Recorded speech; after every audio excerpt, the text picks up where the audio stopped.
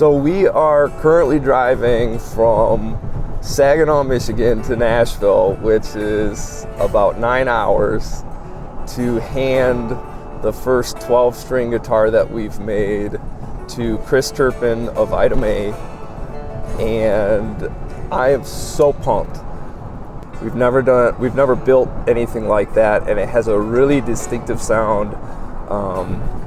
And we're getting it to a musician who is gonna take it to like some really amazing musical places. Chris and I, the customer, really developed a relationship through the build process, and that's what this is really about. Building things for people and connecting that way. And for me, being there in person and experiencing that moment of excitement and inspiration, and seeing the look on his face and seeing that moment when he hits that first chord and the excitement of the potential that could happen is really important. You can't get that online, you can't get that through email, so we're driving down there with the guitar and we're gonna hand it to him and experience that moment together.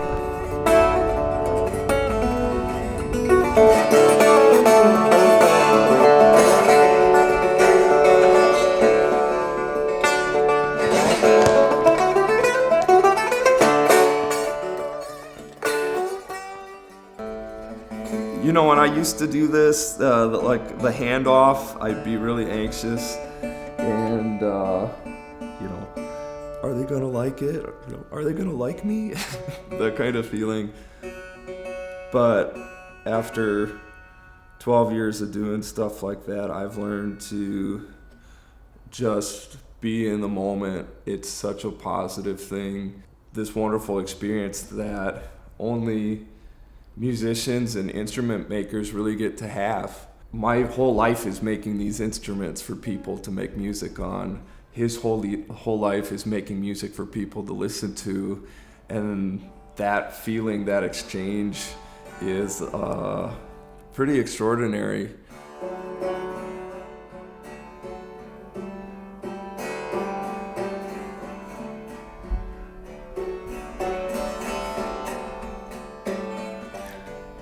This guitar to me represents all the work that me and the guys at the shop have done to get to the point of being able to do something like this.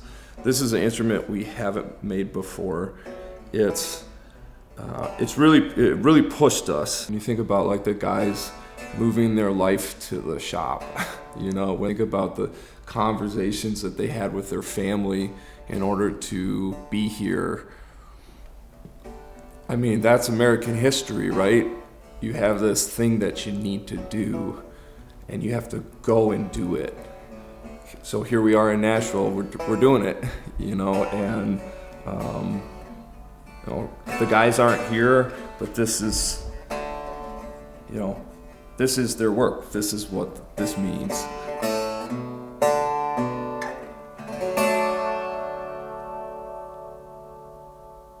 Alley that goes behind the house. Kind of feels like a dating show.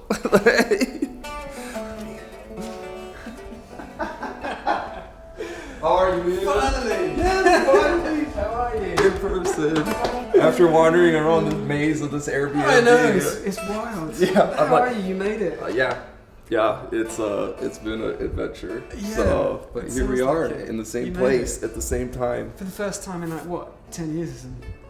You know, I didn't really realize how long that we've been talking until I was telling them the story, and I was like, oh yeah, like we kind of. It was like when your Instagram first popped up. Exactly. It was like, how heavy are they? Yeah, I think that was the question. Weak. Can you make metal any lighter? So, and now we make wood guitars and they're light. Yeah. So you want to see a guitar? I would love to see All right, let's go. It's wild. I cannot believe it.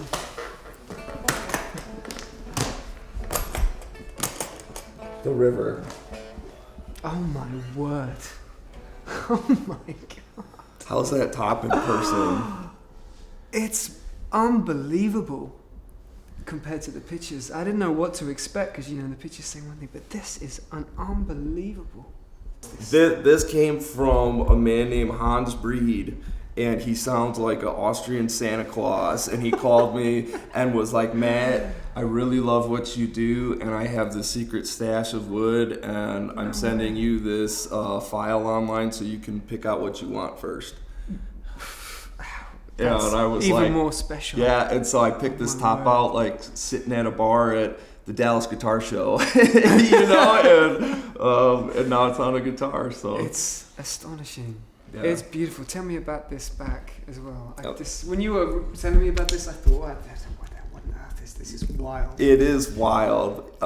So this is, I'm calling it a floating like soundboard back. So you have this sound wall where the cone is, and I plane this main body part all the way down to that sound wall. So if this wasn't here, you could see the bottom of the cone. Wow. And the thinking was that's going to throw a bunch of sound into this soundboard that's going to act like a normal like acoustic guitar top, and then it's on these risers so that sound can escape out the sides.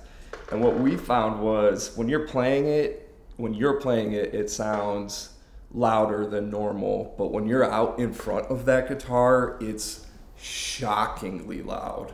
It's like when if you turn it like this and play it, like the first time I did it, I kind of went like that. I was stunned. So yeah, that is wild. Yeah, totally. It is just such a beautiful design. I can't believe. Look at the size of that headstock. It's the tallest mule, man. It's the tallest mule. Yeah. Okay, ready for the handoff? I am. I'm so ready. I'm kind of sweaty a little bit. Can you pick up the beads of sweat on camera? Like, get that in like 8K. Yeah, Right, yeah, that's the one. See that drip? Okay. Oh my word. Yeah, that's the right sound. It's such a thing. It's a work of art, man. It really is. Wow. Thank you so much. Neck. Thanks for the idea. Wow, I didn't think you'd be crazy enough to go for it, because it's just such a, it's such a unique and strange thing. And that last record, I've been using my 12 string a lot, but now that we're touring with the baby, you gotta lighten the load a little bit. Lighten the load, man. I'm getting older. You playing the way that you do and what you've done, like that's inspiring to me. It's incredible. Oh my word, this shape. Okay, let's hear it.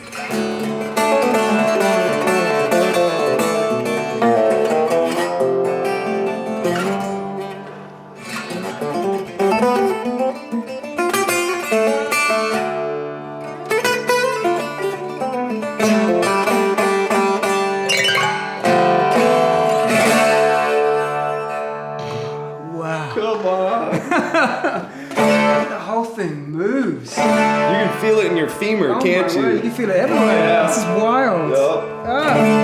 It's said wild like 700 times. I've never felt a guitar that shakes like that before. It's alive, man. What a thing. It's alive. And the sound is beautiful. It's softer than I imagined. Cool. It's kind of it's together, for a 12 string. Yeah, and I think, honestly, I think that's what the soundboard back does. It's not a solid body flat sound like a 12 string. It gives it like a body to it. Yeah. It really does. And a depth. Wow, these harmonics.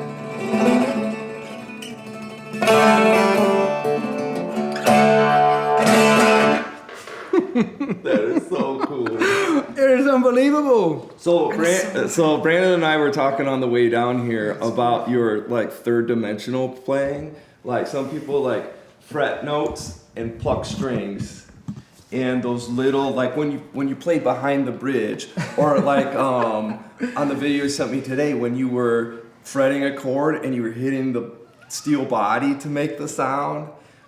Yeah. Was that like a conscious decision? Because you have like you had this texture, and it's not sticky. It's not like I'm gonna play drums on this, you know, like here's my drum solo on the guitar. It's always like this inflection that's really musical. Like, was there a way about going like developing that? Well, I feel just very honored to be playing these instruments. You have some of the best guitar players on planet Earth now playing your guitars, so I feel like pretty wild. Yeah, it must be incredible. Yeah. So I feel like a bit of a, you know, just a handyman. Oh, come on. But it's like... What? We're making people tools, man. It works. But I don't know, for me, and this is what I found when that first Mavis, I didn't know what to expect, and I said I need something slimmer and smaller, and what I could do with it, and I found that good guitar begins to suggest things, and you end up playing in ways that you wouldn't normally play. Like, I love my standard resonators, man. You know, they're gorgeous guitars. But there was things that guitar could do, the way it spoke, the way it vibrated, the way it resonated, the way it opened up, that was just very, very different, you know. Yeah. And I found it really inspiring, and it becomes a reciprocal relationship with the instrument. That's what a good guitar should do, in my mind. And I am, of course, a ginormous guitar geek, so. Yeah. So that's what, I don't know, and my right hand, you know, I use a thumb pick, and I never really thought too much about it. I was in a band, and when I was 15 years old, became obsessed with finger picking. Yeah. So I would, you know, Bert Jansch would come and play at the local arts centre and people like that. And at the same time, I discovered country blues, and I got these DVDs. Yeah. And I learned how to play all this ragtime stuff. It's like a weird 14-year-old kid, and like playing this old music. It makes no sense. I just became obsessed. This pure escapism into that world, and I've adopted so much of that into how I play, I think. And because I play mainly with my wife in Ida Mae as a duo so often, that I find that, you know, there's so many different things that I've just naturally done that it's just by fluke. You know? Cool. So it's a feel thing. I think so. Yeah. You know. Yeah. And you just try to do things and put things off, and I'm lucky that I play guitar in a slightly weird way, right? Yeah.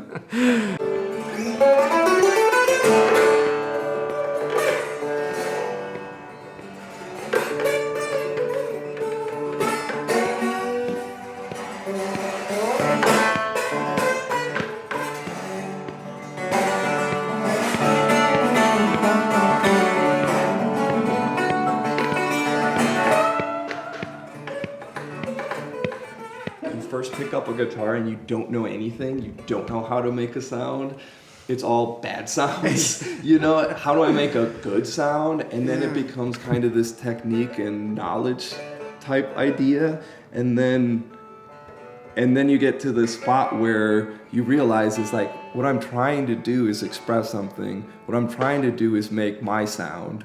How do I do that now? And you hear jazz musicians talk about that, learning it and letting it go. I always make a distinction clumsily between guitar players and guitarists. I feel the guitarists are the real studies. They know that they've got their shit together, and they know the chords and the shapes. And then you have the guitar player, which is someone that kind of knows a little less and is really focused on their own sort of aesthetic and creative drive and creative identity. Yeah. And they have a vernacular in the way that they play and shapes that they make and the way they strike the guitar. And they're my favourite players more than anything. Occasionally you get everything. Yeah, exactly. You know what I mean? Those chosen few. I think in those early, you know, from the Bert Jansch's to like Booker Whites and Charlie Pattons or whoever, they were all so unique. Yeah. They were like islands on their own, and good luck trying to play like them. They just established a whole language on the instrument, and that's what I became obsessed with. Yeah. And players that can do that, and guitar players that can do that, and that have that sound. You know, you hear someone play and you go, "That's X." Right. That for me is the ultimate. That's the goal. Yeah. Sounds like with that, so that I can get a really good idea of what this does to the fine guitar. spruce as well. Oh yeah, that piece is killer. It's almost sad that it's on the back of the guitar. It's beautiful. Yeah. Just incredibly stunning, in my word. It's nothing I've seen. This neck is amazing.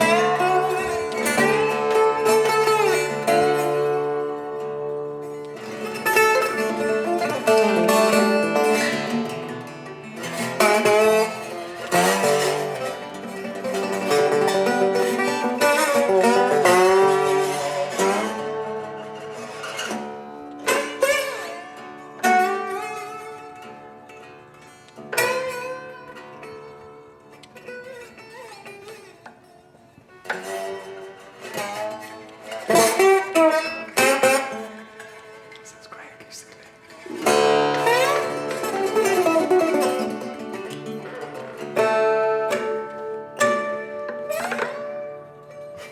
Oh my goodness. It's wild, man. It is so fun. It's wild. I cannot describe the feeling right now, you know, to like make an instrument and to hand it off and to hear you play it like you do. It's just like there isn't.